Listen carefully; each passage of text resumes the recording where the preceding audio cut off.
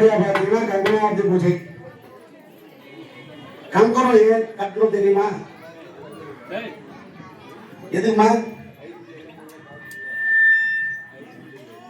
எந்த வேலை செஞ்சாலும் கங்கணம் கட்டாம செய்யக்கூடாது.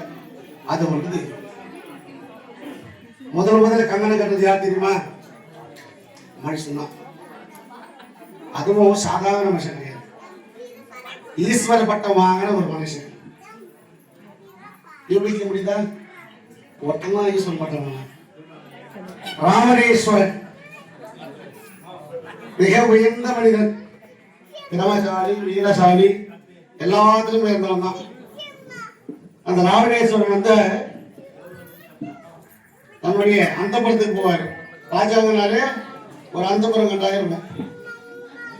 அந்த அந்தப்புறத்துக்கு போகும்போது அசரீதியான ஒரு சத்தம் ஒரு காது கேக்குது.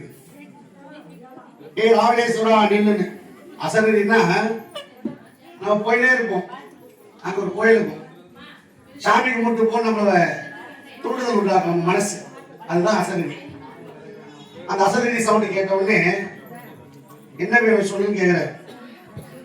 உன்னை மதம் பண்றதுக்கு தசரதனுக்கு ஒரு குழந்தை பிறக்கும், அந்த குழந்தை தான் உன்னை மதம் பண்ணும் அப்படின்னு அந்த அசரீதி சத்தம் அவருக்கு எச்சரிக்கை பண்ணுச்சு.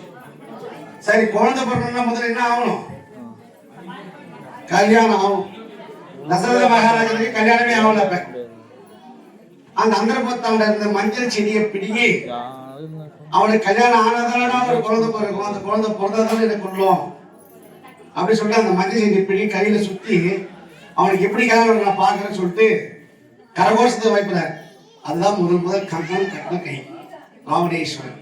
அதுக்கப்புறம் தான் ராஜாவுக்கு அந்த காலத்துலலாம் ஊர் பிரச்சனை இது பண்ணாலும் ராஜாவுக்கு சொன்னா பண்ணக்கூடாது. இன்னைக்கு ஊருக்கு எல்லாருமே ராஜாவாயிடும், அதெல்லாம் நம்ம யாருக்கும் சொல்றது இல்லை.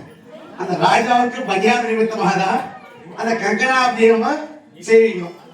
அப்படியே கங்கனாப்தி நடைபெறும். வெற்றிவேல் மகனுக்கு